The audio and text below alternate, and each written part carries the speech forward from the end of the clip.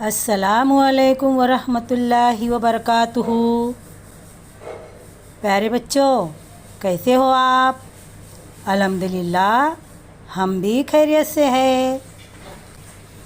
प्रिय विद्यार्थ्यांनो, आज आपण इयत्ता 7वी मराठी सुगम भारती या पुस्तकातून पाठ क्रमांक 2 तू हे करू शकतेस हे शिकणार आहोत।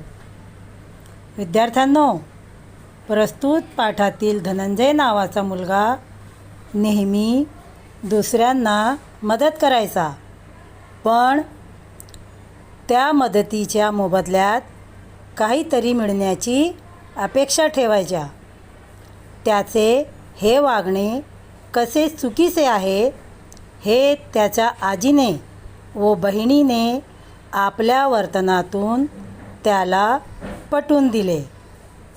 आत्मविश्वास व चिकाटी हे गुण सतत नवनवे शिकण्यासाठी आवश्यक असतात, हे या पाठात दर्शवले आहे। चला मग पाठाची सुरुवात करूया। आज दिशा आणि धनंजय खूप आनंदात होते, कारण त्यांची आजी गावाहून येणार होती। गावाहून येताना आजी नेहमी मुलांसाठी घरी बनवलेल्या खाऊ, शेतातली फळे घेऊन यायची। त्यांना आवडणारे पदार्थ बनवून खाऊ घालायची। त्यांचे खूप गोड कौतुक करायची। प्यारे बच्चों, आज दिशा और धनंजय बहुत खुश थे, क्योंकि उनकी दादी अम्मा गांव से आने वाली थी। गांव से आते वक्त उनकी दादी अम्मा बच्चों के लिए अपने हाथ का बनाया हुआ खाने की चीज़ें और उनके खेत के फल वगैरह लेकर आती थी और बच्चों को अपनी पसंदीदा चीज़ें बनाकर खिलाती थी और हमेशा बच्चों की तारीफ़ किया करती थी।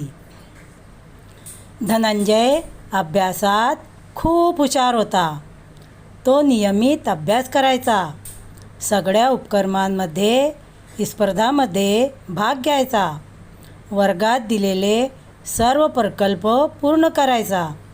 संगणक व विविध पुस्तकांच्या मदतीने तो वैविध्यपूर्ण माहिती तसेच चित्रेही मिळवायचा। तो नेहमी दिशाला तिच्या शाळेच्या कामात मदत पण करायचा, पण मदत केल्याच्या बदल्यात तिच्याकडून काहीतरी घ्यायचा, तर त्या बदल्यात तो मदत मागणाऱ्याकडून अपेक्षा करायचा।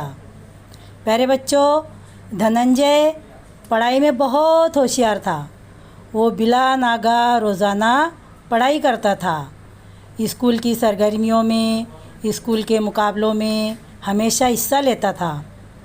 अपने क्लास के दिए हुए प्रोजेक्ट कंप्यूटर की मदद से और मुख्तलिफ़ किताबों की मदद से अलग अलग किस्म की मालूमात और तस्वीर जमा किया करता था और अपना प्रोजेक्ट पूरा करता था। वो हमेशा अपनी बहन दिशा को स्कूली काम में मदद किया करता था, लेकिन मदद करने के बाद वो कुछ मिले इसकी तवक्को रखता था और दूसरों से भी तवक्को मिले ऐसी उम्मीद करता था। एके दिवशी दिशाला विज्ञान प्रकल्प पूर्ण करायचा होता। तिने धनंजयची मदत मागितली। त्या बदल्यात त्याने तिच्या जेवणाचा नवा डबा मागितला। तिने नकार दिला। तेव्हा तो दिशाला म्हणाला, ठीक आहे, मग एकटीच प्रकल्प पूर्ण कर, मी चाललो खेळायला। त्याला माहीत होते की आपली छोटी बहीण आपल्याशिवाय प्रकल्प पूर्ण करू शकणार नाही। धनंजयचे बोलणे ऐकून दिशाच्या डोळ्यात पाणी आले। प्यारे बच्चों, एक दिन दिशा अपना साइंस मजमून का प्रोजेक्ट मुकम्मल कर रही थी। उसने अपने भाई धनंजय से मदद मांगी, लेकिन धनंजय ने मदद के बदले खाने का डब्बा मांगा। इसलिए दिशा ने इनकार कर दिया। तो वो दिशा से कहने लगा, ठीक है, तो तू अकेली ही अपना प्रोजेक्ट पूरा कर, मैं तो चला खेलने। और धनंजय को मालूम था कि उसकी छोटी बहन उसका प्रोजेक्ट अकेली पूरा नहीं कर सकती। धनंजय की ये बात सुनकर दिशा की आंखों में पाणी आ गया। आजी सोफ्यावर बसून हे पाहत होती। आजी तिला म्हणाली, दिशा, तू दुसऱ्यांवर विसंबून राहत जाऊ नकोस. धनू स्वतःची कामे स्वतः करतो म्हणून तिच्यात आत्मविश्वास आहे. तुलाही तुझ्यातील क्षमतांवर विश्वास ठेवायला पाहिजे. चल, मी तुला प्रकल्प सुरू करायला मदत करते. प्यारे बच्चों, दादी अम्मा सोफे पर बैठकर ये सब बातें सुन रही थी. दादी अम्मा ने दिशा से कहा, अरे दिशा, तू दूसरों पर क्यों मुनस्सिर रहती है? देख धनंजय, धनु उसका काम खुद करता है, इसलिए उसमें खुद एतमादी है. तुझे अपनी सलाहियतों पर भरोसा रखना चाहिए. चल, मैं तेरा प्रोजेक्ट पूरा करने में मदद कर देती हूँ. संध्याकाळी धनंजय खेळून आला तेव्हा त्याला खूप नवल वाटले, कारण दिशा तिचा प्रकल्प पूर्ण करत होती. रात्रीच्या जेवणापर्यंत तिने आपला प्रकल्प पूर्ण केला. दिशाला स्वतःचा खूप अभिमान वाटत होता. दुसऱ्या दिवशी वर्गातही सर्वांनी तिच्या प्रकल्पाचे कौतुक केले. प्यारे बच्चों, शाम के वक्त धनंजय खेलकर आया. उस वक्त उसको बहुत हैरत हुई. क्यों? क्योंकि उसकी बहन दिशा अपना प्रोजेक्ट पूरा कर रही थी और रात के खाने तक उसने अपना प्रोजेक्ट पूरा कर लिया. दिशा को खुद पर बहुत फख्र हो रहा था, अभिमान लग रहा था, इसलिए वो खुश थी. और दूसरे दिन जब उसने अपनी क्लास में वो प्रकल्प अपने टीचर को बताया तो क्लास में भी सबने उसके प्रोजेक्ट की तारीफ़ की.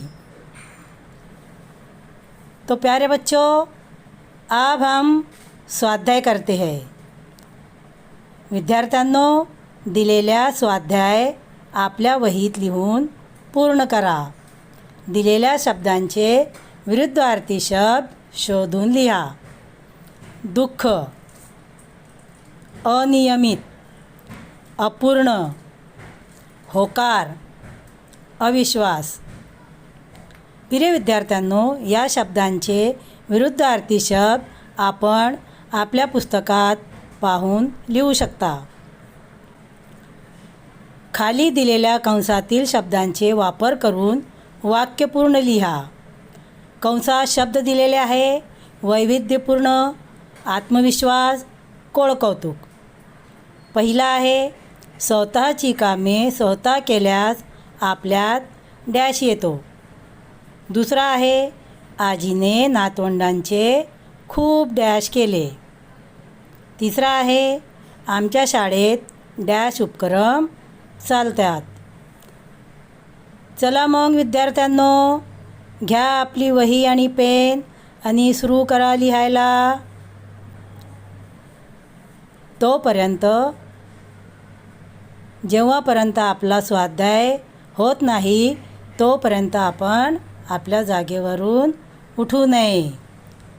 प्यारे बच्चों, आपने ये सबक समझ ही लिया होगा. अल्लाह हाफिज़.